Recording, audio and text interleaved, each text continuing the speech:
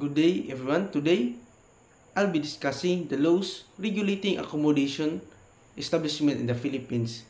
These laws ensure that hotels, resorts, and other lodging establishments operate safely, legally, and in a way that protects both guests and businesses. Let's begin. Learning objectives. By the end of this presentation, you should be able to first identify the key laws affecting accommodation establishment. Second, understand the classification and accreditation process for hotels and resorts. Third, explain the rights of hotel guests and responsibilities of accommodation providers. Fourth, analyze legal cases related to hotel operations. Last, recognize the importance of safety, security, and environmental compliance in accommodations. Here's our presentation outline. Here's an overview of what we will cover today.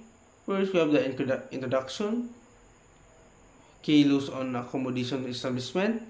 We have the classification of hotels and resorts, hotel guest rights and responsibilities, accreditation process for hotels and resorts, responsibilities of hotels and resort management, case studies on hotel legal issues, safety and security measures, environmental compliance and waste management, national building code and fire safety, registration of guests and occupants, and lastly, our conclusion.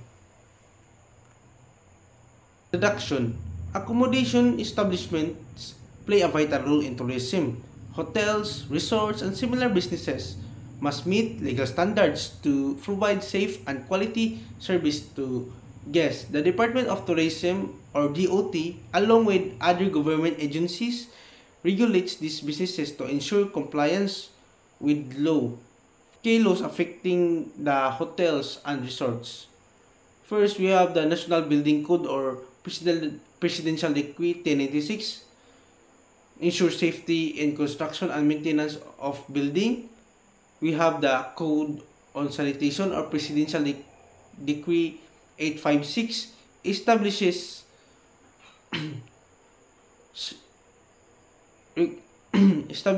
hygiene standards. Third, we have the Fire Code, or Presidential Decree 1185, enforces fire safety measures. We also have the Ecological Solid Waste Management Act, or RA 9003, mandates waste disposal regulations. And last, we have the DOT accreditation rules, establishes quality and operational standards for tourism accommodations. Hotels and lodging businesses are categorized based on their facilities and services. In hotels, they are classified as deluxe or 5-star to economy or 2-star based on location, amenities, and services.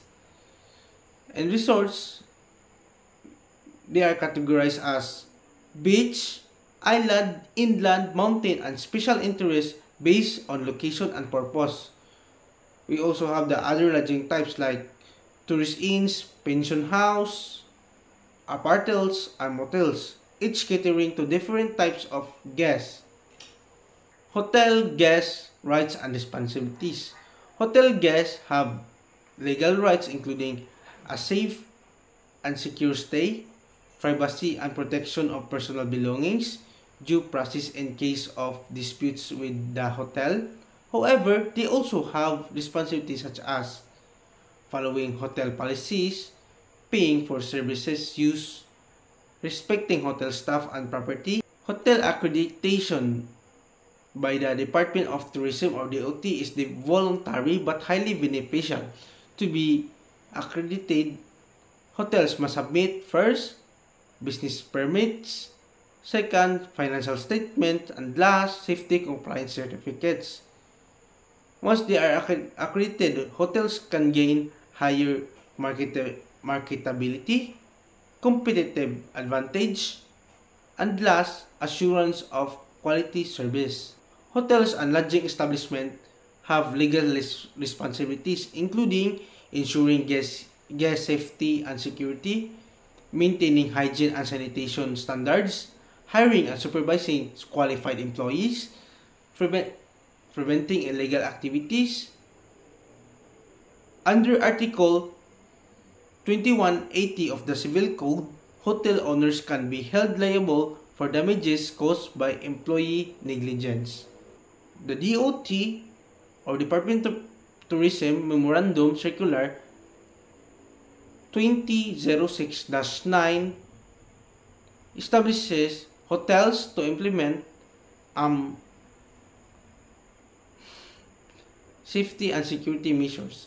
The DOT Memorandum Circular number 2006-09 mandates hotels to implement safety and security measures such as guest registration to track visitors, CCTV surveillance and electronic access control, crisis management and emergency response plans, coordination with police and emergency. Compliance ensures safety and quality service, protects both guests and businesses. Laws are evolving for sustainability and responsible tourism.